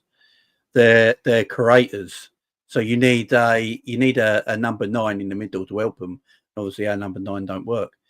And the way we play still, even under Slot, our attack is based on our width, on our wide players. It's not based on whoever plays the striker, because as we've seen this season, Jota and Darwin all play deep. They don't play out and out striker. So I find it a bit unfair in the Gakpo and Diaz comparison, because they're just not going to do what Salah does. You know, it's just not their game. Yeah, but even if they have like half his numbers, like 5 goals instead of 2, we'd be in a better... Diaz has got 9 goals in all comps. Gakpo's got 8 goals in all comps. Salah's got 15 goals in all comps. I think it's because we've been blessed with Mane. I think no, Salah doesn't have 15 in all comps. He has more than that. He's got more. He has 13 in Prem alone. Goals in 14 games in the Premier League. He has 13 in Prem. Look, let's be real here. Like, I'm so fed up of hearing all of these goals that these bums have scored in other competitions. It's the Premier League. It's the Premier League. Like, if you can't score in the Premier League, he actually does have 15 goals, but he has 4 assists in the UCL, and he's got 1 goal in the Carabao Cup. Diaz has scored all his goals in the first 3 games, and he hasn't scored since September. And he's provided no assists either since September. Yeah. He's ass. Mike, you're wrong. Nunez missing so many chances puts pressure on the team. His football IQ is poor. LFC need to be ruthless and move on. There we go, Edwards. Okay, this doesn't make any sense, because I already said I don't want Nunez. So you keep on bringing Rob, you him. just backed him. That's your guy. Mike, since you backed him, that is your guy from now on. Yeah, that's your guy. Okay. The Scottish Simicast Hammer is my guy trying to because I backed him trying to lay it on me. Relax. Big up, I have to Simicast. live with that. Hey, Mike, I'm trying to help you out here, mate. Okay, I don't want Nunez, but I'm realistic now. I don't want Robertson starting, but here we are. So yeah, hold that. Here Hold we that. are. Too late. Too late for you. We closed that party long ago. Imagine Darwin was the target for the Trent corner. God. please don't. Please don't. Corner See, taken now, quickly. now we're not being Darwin! now we're not being productive. Now we're just going into Why? I thought you wanted Darwin gone. Why do you get annoyed when we slander him, huh? Why do we get annoyed? because this isn't Darwin FC. This is Liverpool. You've been exposed. yourself, man. Bro, I don't like. There are more problems than Darwin Nunez at this point. You know what it is? Mike just loves Darwin. So the love I don't love Darwin. I don't want him. It I doesn't want just Mahmoud. evaporate all of a sudden.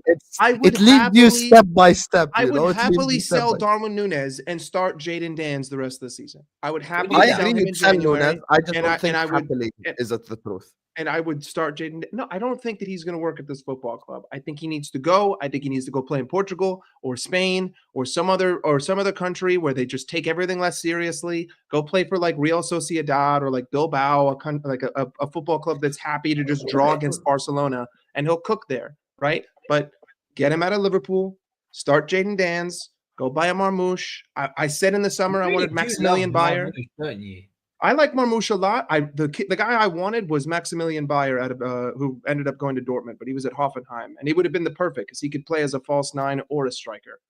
Yeah, but it is what it is. I hear you. If I were you, Corner I'd stay taken away quickly. from Frankie. Darwin, side netting.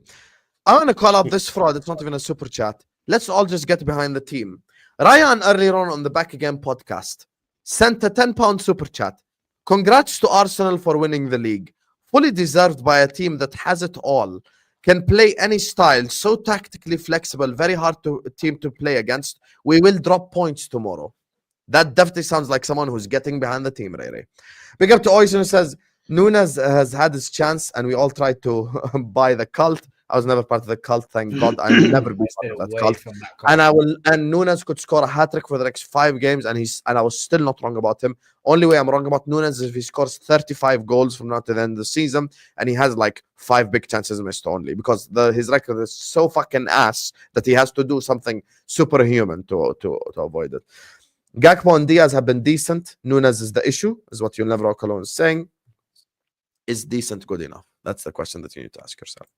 Gravenberg, Mo, etc. need rest rotation. Others must step up. That's why I'm saying, if this game gets postponed tomorrow, it's actually a blessing in disguise, bro. It is. I'll be honest. I'm not even going to be able to watch it, so I hope it does. Yeah, I hope it does as well. It's a blessing in disguise. Bring me Jota. Leroy Scouser, do you have a square beard, brother?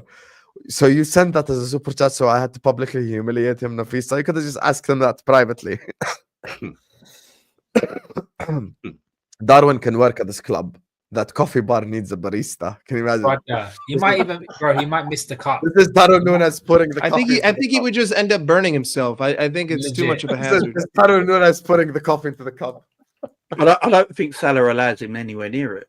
Yeah, I know. Salah's on that. He just misses the fucking cup, bro. I swear, He's going to end up making you tea instead. He's going to be like, I swear McAllister makes his tea for him or something like that. You don't even make the mate you drink, innit? I think McAllister dresses him. You know what I mean? I think he goes around his house in the morning, gets him in the shower, he's outside with a towel, pats him down, dries him, dresses him. You're right now, Darwin. You ready to go, son? Oh, there you go. Let's go. Let's go to training together. Yeah, fucking. I know. Jamie was only joking earlier. Jamie's only joking earlier on, but for real, they really do treat Nunez like he's in child custody. I'm not even lying. Like they genuinely baby the fuck out of him, and they give him any excuse to act like he's had a good game or had a good season. The guy's fucking shit, bro. We need to just get over it, accept it, move on, and just sell the fuck. man. Cook this little bitch, Ray. He comes here trying to tell us to back the team when he said congratulations to Arsenal fucking 6 hours ago. Imagine. He's emotionally bipolar. It's fine. Remember, he said Salah's comparing. Yeah, but the game didn't end like today. It ended 2 days ago. You can't be emotional 2 days later. Even I'm not people emotional. Forgetting that 7 points equals 3 games. Like I don't understand. Why are we guys taking a guy whose opinion of Salah being similar to Lukaku seriously? Like, why are we doing this? No, don't lie. He said Lukaku's a better right wing. But sorry. Lukaku's a better right winger than Salah. Wasn't it you that said in one of the shows? I mean, you cracked me up like that. Like it shows like Liverpool training. You know those YouTube videos where it shows Liverpool training, and then you got Nunez like trying to put a bib on backwards or just messing around. No, it was when we went to in the background. When me and Jerry went to the Palace game, and we were watching like them do like the rondos, and just watching like the players do whatever it is that they're doing before the game, and we were just watching Nunez, and I was like, nah, you're actually like. I should be a professional footballer if you're a professional footballer. Like, you just look at someone and you just think, like, without being I'm not saying I'm better than Salah or anything. Like, I could never be that. But when you look and you think, nah, you know what? I really wish I tried harder, like when I was younger. Because if this guy can do it, like the stuff that he was doing, I was just more in shock than anything because it just more reaffirmed, like, nah, you're actually just like amongst your peers, obviously, if we were to play against Nunez, he'd probably rip us apart. But like amongst your peers, you're actually shit. Like, Yeah. G you had an look epiphany so when he shit. saw Nunez. Yeah, like you just sit there and you just think, nah, man, you can't be this bad. Like your passing just looked rubbish, and yeah, it was bad, man. It was bad. Yo, Mike, that's your boy, Yeah. bro. Okay, خلاص, let it go, Ram. You backed Robertson a lot more than Mike backed Nunez. Let me tell you, at least Mike grew up at the end. You haven't grown up yet. You still What? think that Robertson's better. Me than saying Saka. Robertson should be backup. Yeah. Yeah, you're a fraud. Just hold that. Anyway, big up everyone. Let's just end on this, final segment. I'll start with Mike on this one because we have gig impressed him. You get me? So we'll let him start Bring off it. this segment. No more slander on any player. No more none of that. Liverpool next game, Everton away, assuming it goes ahead. Tell me your kind of the Mike Das preview of the game.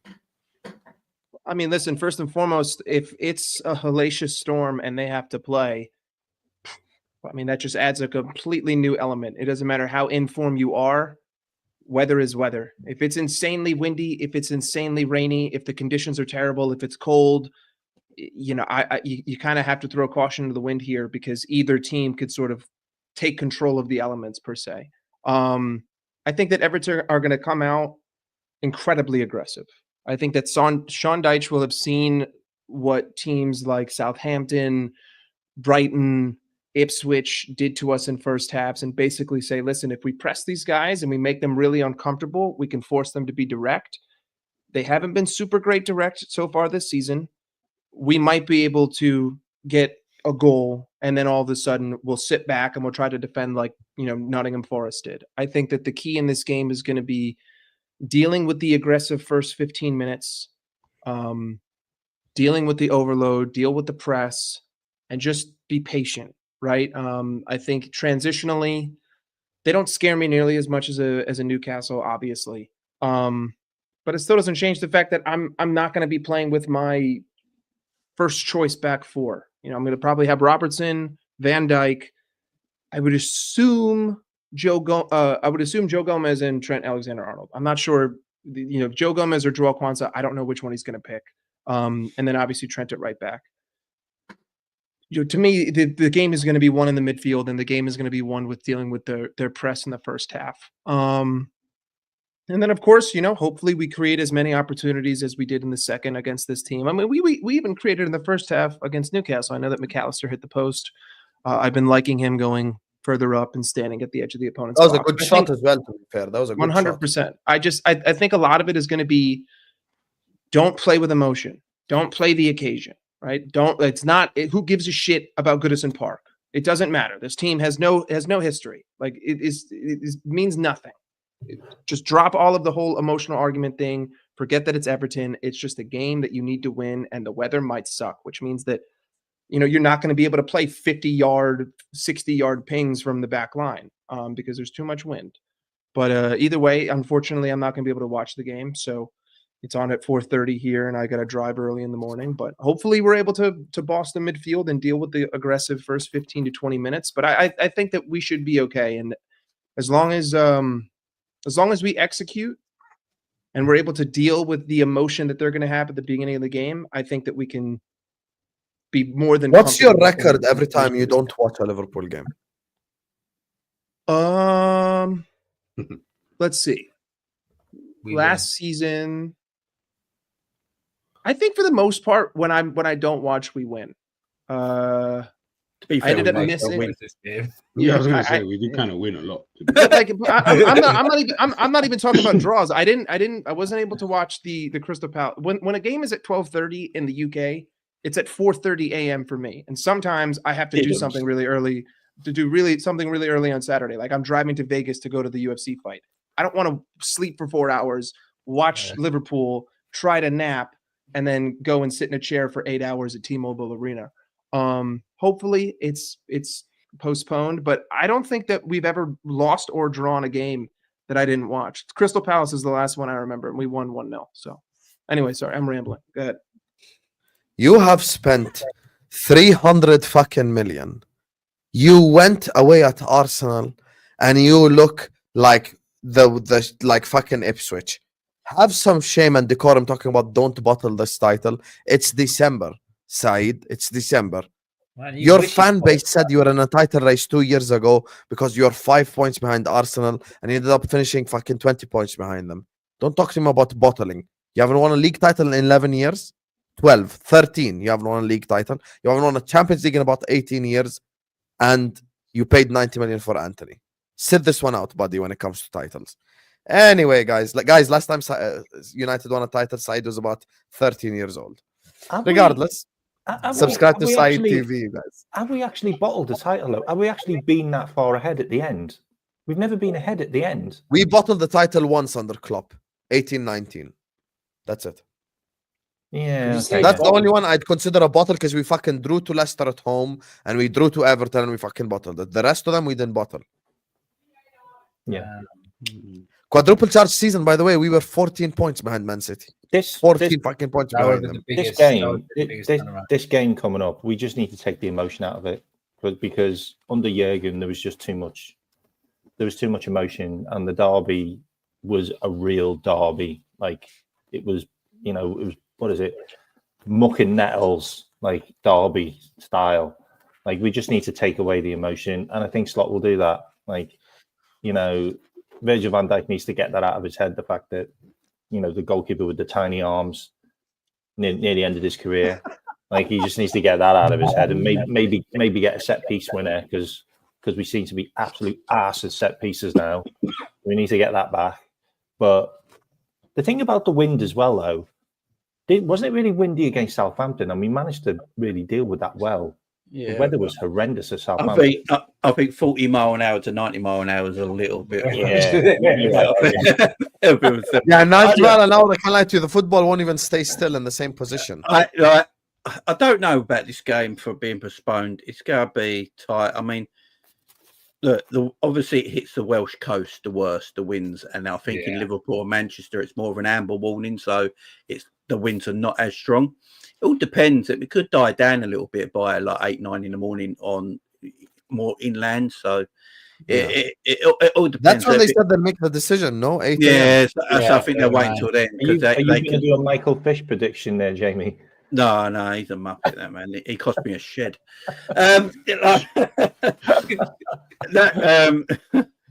No, but even the weather's going to pay Dyche full. You know what I mean? So I'd rather just like. That's a fair point.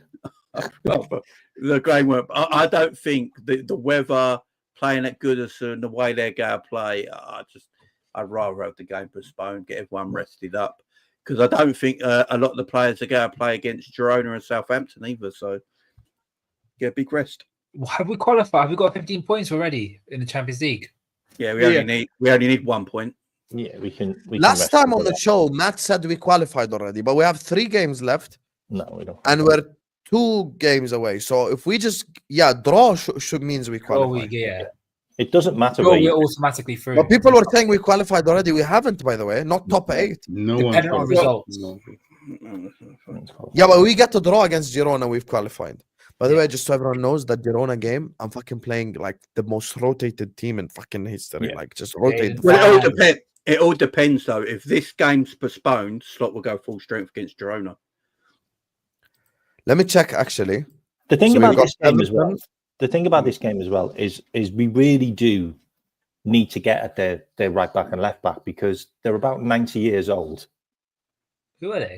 And they're really slow. Like one of them's like 39. What is James Coleman still playing? Yeah, we really need to get at their left back and right back because they're slow. So there's going to be a big emphasis on Diaz or Gapco and Mo. Like we really need to get at them. I think you guys. And I think Trent playing is going to help us in that aspect. And also the fact that McAllister is now not playing, I actually think that might help us, because we might use Curtis Jones in midfield now and use Dominic Szoboszlai, which is going to terrorise their defenders with his pressing. So we just need to get at them. And look, at the end of the day, in the Newcastle game, they came at us like full throttle. Like they completely blew us away for the first 15 minutes. But we did weather that storm. We did weather that storm, and we got back into the game. So if they do that Everton in the first 15 minutes. As long as it's 0-0, I think we'll just go and steamroll them, and they'll run out of steam as well. I just read Opta stats. So on Opta stats, they say that you need 16 points to qualify. 1 point then. So we only need 1 point. Yeah, 1 point. Yeah, that's what I'm saying. Because we're currently on 15, and the team in 8th in the top 8 has 10. That's why we need to draw one, and then we're through. But it does depend on results. So even if we lose, if results go our way, we can still qualify automatically. Yeah, because if they play each other, someone's gonna draw, lose, blah blah blah. So yeah. But I think on the Everton game, I think all of you guys make a good point. I think whenever it comes to Everton, Liverpool, Everton, Merseyside derby, my main worry, and it's been like this for about a decade and a bit. I always felt really Everton have always been the inferior team, they always try to kick us about and try and really injure our players. I still remember that Kevin Morales challenge on Suarez a decade ago. I still remember that vaguely. Funes Mori on Origi. Like, I just want to go into this game. That was obviously horrendous. That ended Origi. That was a horrible tackle. That ended his pace. Pace was gone. Pace was gone. Everything was gone. Horrible that tackle. I'm just going into this game of hopefully getting the dub as well, but making sure no one gets injured because we're starting to get injuries right now. Like, we don't need any more at this very moment. So we can say injury free, get 3 points. Very, very happy with that. G, yeah, you're the only one who hasn't spoken yet. Tell me, brother.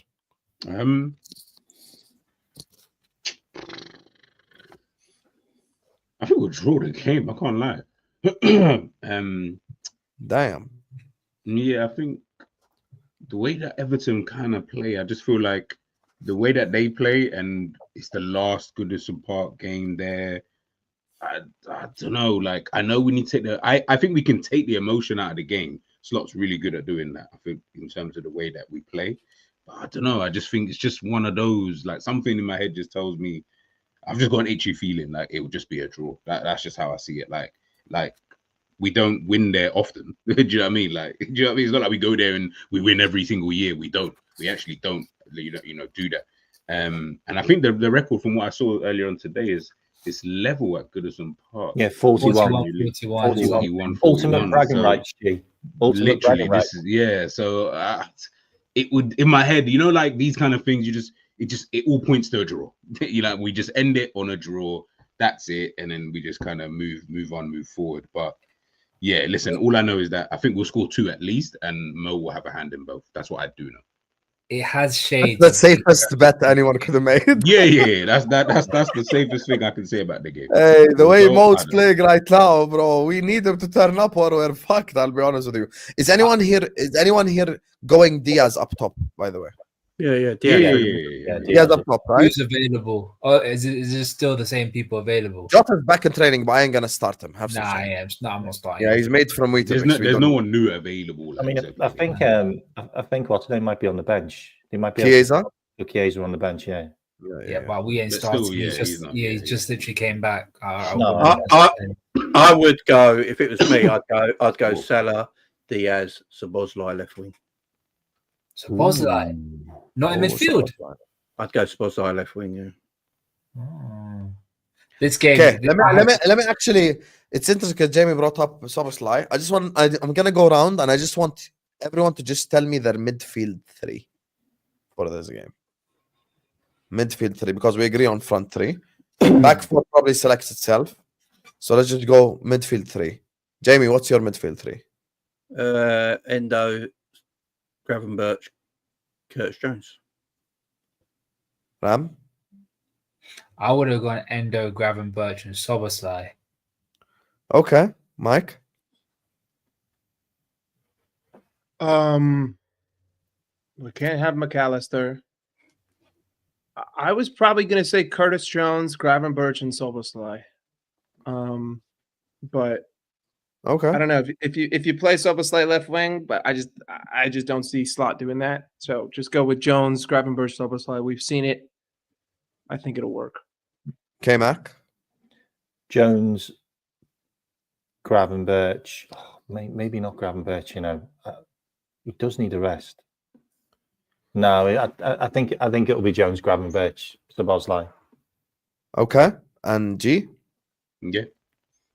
Jones, Gravenberch, Szoboszlai. I think that's the best midfield that you got for a game like this. Just play them.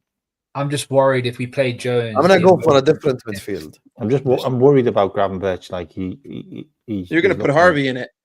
Yes, I'm gonna go Curtis Jones, He hasn't Wataru played. Endo, and Harvey Harvey Elliott on can't the play, 10. bro. He can't. He's not I'm ready. gonna go Harvey in the 10. He can play against Girona, bro. There is one thing. I think that's too many changes. Yeah. There is- Too many changes. There is one thing about Gravenberch we've got to speak about. So, Gravenberch is 1 yellow card away from a suspension. I Now, need him to get booked. it would be better for Gravenberch to get booked in this game and then he misses Fulham, or he gets a yellow card in Fulham and he misses Tottenham away. Oh That shit. means he's gonna miss the Tottenham away. He's All gonna right, well you've signed that deal. Tottenham away. Okay, Slot, I'm gonna ask you to do something for me. Tell him to commit a foul on purpose so he gets a yellow. That would be nice. Facts. We can manage Fulham. We need He just doesn't get a yellow in either and gets the yellow against Tottenham. Yeah, Grav does Oh. pick up yellows though. That's the problem. I know. actually, you know, I'm gonna change my midfield. I'm gonna go Curtis Jones and Szoboszlai as the 6s. I'm gonna go Elliott in the 10. I'm starting Elliott. Fuck it. Let's go. Why? Anyway. the problem with I was starting thinking Elliott though, that, is just by the that way. Why like, is you're that? gonna break him down, like, and then we're Literally gonna have the gonna same destroy him. problem. Nothing, guys. Gaze He's is 2.0 he's right already here. played a part in 2 games. Give him 60 minutes and then sub him off. That's what I'd say. Anyway, let me just do the superstars for you. Wrap up. I don't mind Gakpo Diaz. They are nothing on Mane Barnes though. How have we gone from Mane, Firmino, Salah to this? Midfield was our problem originally. I still back us. We still have a midfield problem, to be fair. Gravenberg, give him a breather, please. Oh, Give him a breather. Yeah, give him a breather. You think I'm gonna say something negative about Gravenberg? I'm just gonna tell him, let the guy rest, bro. Relax. Why are we not using Endo more, even for 15 minutes? I'll tell you why. Endo works against Everton. He does not work against Newcastle because our problem was getting pressed. And Endo is not good of playing out of a press. If Endo played against Newcastle, by the way, we're 3-0 down at halftime. That's not an insult to Endo. That's just not his game. That's not his game. Mike broke it down correctly earlier on when he wasn't being emotional about Nunez. Midfield was getting pressed to pieces, bro. Mm-hmm. Endo couldn't have done it against Newcastle. Imagine Joe Linton running at Endo, please. That's just... Can we stop this? Even with a mouth guard, he would have been dominated. The wind gonna have the ball looking like the Jabulani. I remember that 2010 World Cup. Forlan, by the way, he hacked the code for the Jabulani. He just found the way to strike it properly, and the guy was banging in free kicks and stuff. Oh, is that the really light ball? Is that the really light ball? Yes.